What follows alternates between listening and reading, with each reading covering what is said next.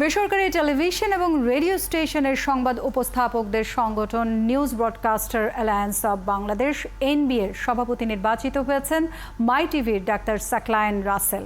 সহসভাপতি হয়েছেন চ্যানেল 24-এর মোহাম্মদ ইমতিয়াজ, বৈশাখী টিভির চৌধুরী মেহেরে খোদা দ্বীপ এবং এনটিভির নাজনীন আহমেদ। নির্বাহী সদস্যের 3টি পদে নির্বাচিত হয়েছেন শরীফুল হক, বাবলি ইয়াসমিন ও রূপা নূর। কোনো প্রতিদ্বন্দ্বী না থাকায় সাধারণ সম্পাদক সহ 12টি পদে ভোট নেওয়া হয়নি। এর আগে উৎসবমুখর পরিবেশে ঢাকা রিপোর্টার্স ইউনিটির সাগররুনি মিলনায়তনে নির্বাচন শুরু হয়।